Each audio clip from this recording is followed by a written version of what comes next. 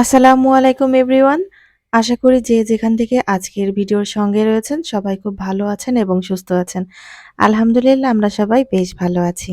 নতুন আরো একটি ভিডিও দেখার জন্য সবাইকে ওয়েলকাম জানাচ্ছি আমার চ্যানেলে। সবসময় তো আমার প্রিয় আপুরা আমার দিনের কাজগুলোই দেখে থাকেন। হয়তো ভাবতে পারেন সন্ধ্যার পরে আমার সেরকম কোনো কাজই নেই। তবে আজকে শেয়ার করব সন্ধ্যার পরে আমার যে কাজগুলো থাকে আর যে কাজগুলো আমি করে থাকি।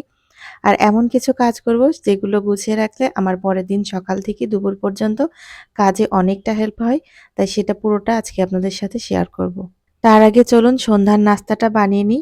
কারণ নাস্তা যতক্ষণ না বাচ্চাদের পেটে পড়বে ততক্ষণ আমার কাজটাও ভালোভাবে আমি করতে পারবো না।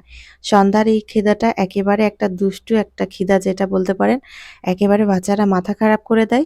সন্ধ্যার নামাজের পর আর মাথা ঠিক থাকে না কি আজকে খেতে দেয়া হবে। যদি কিছু না দেয়া হয় তাহলে তো বাহিরের খাবারের লিস্ট ধরিয়ে দেয়। তো ভাবলাম বাহিরের লিস্ট না ধরিয়ে দিতে যাতে না পারে, তাই আমি ঘরে বানিয়ে ফেললাম পাস্তা। আর পাস্তাটা একেবারে সিম্পল করে বানিয়েছি। শুধুমাত্র একটু ক্যাপসিকাম, গাজর আর হালকা পাতলা মসলা দিয়েছি। তো এভাবে সিম্পল করে বানিয়ে নিলে আমার মেয়েটা আসলে পছন্দ করে। যদি একটু বেশি স্পাইসি বেশি কিছু দিয়ে ফেলাই তাহলে আর খেতে চায় না। আর আমার বরাবরের জন্য যেটা দরকার ১ কাপ চা এটা হলেই হয়ে যাবে। তো বাসায় আপাতত আমরা ২ জনই আছি আর ছেলে গিয়েছে কোচিংয়ে। তো আসলে ওকে আবার আলাদা করে বাটিতে দিয়ে দেব। তার আগে দুজন একটু গল্প করতে আগে খেয়ে নিই তারপরে আগে কাজ করব। তো ভিডিওটা যারা দেখা শুরু করেছেন আজকের জন্যে তাদেরকে অসংখ্য ধন্যবাদ। তবে আপনাদেরকে বলব ছোট্ট একটা লাইক দিয়ে পুরো ভিডিওটা দেখার জন্য। একটা লাইক পেলে আমার যে কি পরিমাণে ভালো লাগে আর তাছাড়া আমার ভিডিওটা আরো ১০ জনের কাছে যেতে সাহায্য করে। আসলে কষ্ট করে ভিডিও বানালে যদি তার কোনো রেসপন্স না পাই তাহলে অনেক বেশি খারাপ লাগে। তো আমার মেক্সিমাম আপুরা আমার যারা ভিডিও দেখেন তারা কিন্তু 80% ই আনসাবস্ক্রাইব করা। মানে এখনো সাবস্ক্রাইব করেননি। আর মাত্র 20% যারা আমার ভিডিও দেখেন তার মধ্যে 20% তো ভেবে দেখেন কি একটা অবস্থা। অধিকাংশই আমার মানে এখনো পর্যন্ত আমার চ্যানেলটা সাবস্ক্রাইব করেননি। তো আপুদেরকে রিকোয়েস্ট করব চ্যানেলটা সাবস্ক্রাইব করে আমার পাশে থাকার জন্য। আসলে ছোট্ট একটা সাবস্ক্রাইব করলে তো এমন কোনো কষ্ট হয় না, তাই না বলেন? আমাদের একটু কাজে হেল্প হয় আরকি। ভালো লাগে কাজ করতে উৎসাহ জাগে। তো আশা করি আপনারা পাশে থাকবেন। তো যারা অলরেডি করে ফেলেছেন আমার চ্যানেলটা সাবস্ক্রাইব করে পাশে থেকে আমাকে সাপোর্ট করে যাচ্ছেন অসংখ্য ধন্যবাদ। এভাবে আমাকে সাপোর্ট করবেন ইনশাআল্লাহ আমি সামনের দিকে আরো বেশি এগিয়ে যেতে উৎসাহ পাবো। তো খাওয়া-দাওয়া শেষ করে কতগুলো যে থালা-বাসন থাকে সেটা তো বুঝতেই পারছেন। প্রতিবার এরকম রান্না-বান্না হবে আর থালা-বাসন জমবে। আর সেটা আমি একদম ক্লিন করে ফেলি, কখনোই একেবারে জমিয়ে রাখি না। তো বাসন মাজার ভীম ফুরিয়ে গিয়েছে। তো ভাবলাম সকালবেলা ঘুম থেকে উঠে থালা-বাসন মাজতে গেলে এইটা আগে চোখে পড়বে। তাই আজকেই রাতের বেলা এটা ঢেলে রাখলাম যাতে সকালবেলা থালা-বাসন ধুতে গেলে কিংবা আমি যেহেতু বাসন মেজেই রেখেছি, আবার রাতেও যখন খাওয়া-দাওয়া শেষ করি সবকিছু একেবারে ক্লিন করে তারপরে ঘুমাতে যাই। তো সকালে নাস্তার পরে যে থালা-বাসনগুলো থাকে সেগুলো ধুতে হবে। তাই একবারে গুছিয়ে রেখে দিলাম। এইটা একটা কাজে হেল্প হলো। যাই হোক আসি এখন চুলা পরিষ্কার করতে। আর চুলা পরিষ্কার করতে একটা আপুর প্রশ্নের উত্তর দিয়ে দিই। অনেক আপুরা আমার চুলা সম্পর্কে জানতে চান, এটা কি চুলা? তারপরে চুলার প্রাইস কিরকম সার্ভিস দেয়। এই চুলাটা মিয়াকোর।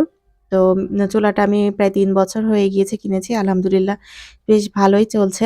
আর চুলাটা তখন নিয়েছিল আ ৬,৫০০ এর মতো। অনেক আগে ৩ বছর আগে। এখন হয়তো দামটা একটু বাড়তে কমতে পারে। আপনারা মার্কেটে গিয়েই দেখতে পারেন। তবে চুলাটার মডেল তো আমার আর মনে নাই। আর এর যে যেই কভারটা সেটা বাঙ্কারের উপরে রয়েছে। আমি দেখলে হয়তো মডেলটা বলতে পারতাম। তবে দুঃখিত আপুরা মডেলটা যে মানে ইয়েটা যে কোথায় তার জন্য আমি মডেলটার নামটা আর বলতে পারলাম না। তো আপনারা দোকানে গিয়ে মিয়াকো ব্র্যান্ডের চুলা জিজ্ঞাসা করলেই বলে দিবে। তো আশা করি আপুর উত্তরটা পেয়ে গিয়েছেন। তো আপনাদের কোনো কিছু জানার থাকলে আমাকে সবসময় কমেন্টের মাধ্যমে জানাবেন। আমি চেষ্টা করব আমার যথাসাধ্যভাবে প্রশ্নের রিপ্লাইগুলো দেওয়ার জন্য। জিরা প্রায় ফুরিয়ে গিয়েছে। কালকের দিনটা হয়তো হবে। তো রান্না করতে কালকে যদি আবারও লাগে তো রাত্রেবেলায় আমি কি করলাম, একটু জিরা ওভেনে গরম করে নিয়েছি। আরো একজন আপুর প্রশ্ন ছিল যে আমি জিরা কতক্ষণের জন্য ওভেনে গরম করতে দিই। তো এটা আমি ৫ মিনিটের জন্য দিই। এতেই কিন্তু একদম মুচমুচে হয়ে যায়। আর নামানোর কয়েক মিনিট পরেই আমি হচ্ছে গরম থাকা অবস্থায় হালকা যখন গরম থাকে তখনই গুঁড়া করে নিই। আর আজকে মনে হচ্ছে মাশাআল্লাহ খুব ভালো গুঁড়া হয়েছে। মানে অল্প দিলে একটু মনে হয় সময় লাগে। আর একটু যখন ভরে দিয়েছি পুরো জারটা খুব ভালো মতো হয়েছে। এটা আমি আগে বুঝতে পারিনি। আমি খুবই ভয় পেতাম যে বেশি দিলে হয়তো গুঁড়াটা খুব ভালো হবে না। তা আজকে মাশাআল্লাহ খুব ভালো হয়েছে গুঁড়াটা। এরপরে ধনিয়া গুঁড়া ছিল না। আমি তো জারটা ধুয়ে রেখে দিয়েছিলাম। আর এই ফাঁকে হচ্ছে ধনিয়ার গুঁড়াটাও ঢেলে নিচ্ছি। এটা আমার রান্নার সময় করতে গেলে রান্নার অনেক বেশি ব্যাঘাত করতো আর তখন মাথাটাও খারাপ হয়ে যায়। মনে হয় যেন কোনটা রেখে কোনটা করব। তো রাতের বেলা এই কাজটা করে রাখলে আমার আগামীকালকে দুপুরে যে রান্নাবান্না রয়েছে সেই রান্নাবান্নার সময় অনেকটা সময় বাঁচবে। তো এটা হচ্ছে একটা হচ্ছে উম উপায় বলতে গেলে সন্ধ্যার পরে বসে না থেকে এই ছোট, ছোট কাজগুলো করে রাখলে অনেকটা হেল্পফুল হয়। তো ডাইনিং এর যে কভারটা রয়েছে এটা হচ্ছে আজকে পাল্টাতে হবে। আমার এই যে সাদা যে ডাইনিং এর কাপড়টা রয়েছে এর সাইডে হচ্ছে একটু ময়লা হয় এই যে কর্নারটা। কারণ হচ্ছে আমার যে উপরে যে গ্লাস পেপার রয়েছে এটা একটু ছোট। তো যার জন্য সাইডটা ময়লা হয়ে যায়। মানে একটু ঢাকা থাকে না। ওই সাইডটা ময়লা হয়ে যায়। তো আজকে ধুতে হবে। তো ভাবলাম সকালে উঠাতে গেলে সময় লাগবে। তো এখনই বসে আছি। তো মেয়ে তো হচ্ছে খেয়ে দিয়ে একটু রেস্ট নিচ্ছে। তো ভাবলাম যে এই ফাঁকে আমার এই কাজটাও করে ফেলি। এতে আমার আগামীকাল কাজটা আরো একটু সহজ হয়ে যাবে। আর দিনের কাজ তো দিনের কাজই, তাই না? সকাল থেকে তো বাচ্চাকে স্কুলে পাঠানো, নিয়ে আসা, তারপরে বাজার করা, এরপর রান্না-বান্না সবকিছু মিলিয়ে একেবারে দৌড়ের পরে থাকতে হয়। আরো তো অনেক কাজ রয়েছে, তাই এইগুলো আগেভাগেই সেরে রাখছি। এরপরে রাতে আমি যেটা করি সোফাটা আমি পুরাটাই ঢেকে রাখি। কারণ রাতের বেলা এত বেশি টিকটিকি ঘুরে আমাদের মানে পুরা বাসায় অনেক বড়, বড় মোটা, মোটা টিকটিকি। আর ওইগুলো যখন মানে ময়লা করে, ময়লা ফেলে তো কি একটা অবস্থা দাগ হয়ে যায়। তো আমি এভাবে ঢেকে রাখি তাহলে আর সোফা ময়লা হওয়ার কোনো চান্স থাকে না, দাগও লাগবে না। তো এটা আমার হচ্ছে রোজকার কাজ। এরপরে চলে আসলাম রান্নাঘরে আর এর মধ্যে কারেন্ট চলে গিয়েছিল। তো যতটুকু পেরেছি আমি একটু আটার খামির তৈরি করে নিয়েছি, রুটি করে রাখবো ফ্রোজেন সকালের নাস্তার জন্য। সকালে উঠে চোখ মেলতে, মেলতে কি যে কষ্ট কারণ এখন তো ঠান্ডা পড়ে গিয়েছে। সকালে ঘুমই ভাঙতে চায় না, এত একটা অবস্থা খারাপ।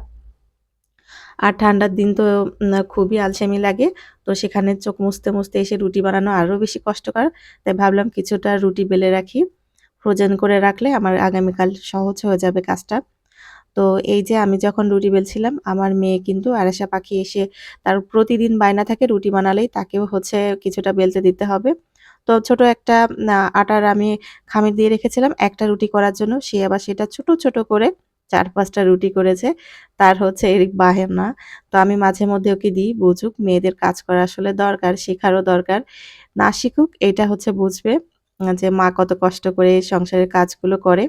ও যে কি খুশি! আমি কিন্তু রুটিগুলো সব সেঁকে রেখে দিয়েছি এপিঠ-ওপিঠ হালকা করে ফ্রোজেন করার জন্য। আর তার যে রুটি বেলা হয়েছে সে তো দেখে মহা খুশি, অনেকগুলো রুটি হয়েছে। তো আমাকে আর সেঁকতে দেয়নি, সে নিজে, নিজেই সেঁকবে। আচ্ছা ঠিক আছে আমি বলে দিয়েছি যাতে হাত লেগে পুড়ে না যায়, তুমি একটু সাবধানে করো। তো এরপরে হচ্ছে আমি চুলার পাশটা একেবারে মুছে নিচ্ছি।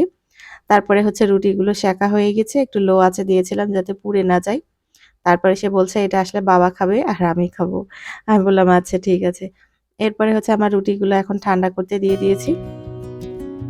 আমার আরাশা পাখির মাথায় এত বেশি খুশকি হয়েছে কিন্তু কি একটা বিষয় জানেন? আমরা নারিকেল তেল মাথায় কিছুতেই দিতে পারি না। সে যে তেলই হোক না কেন।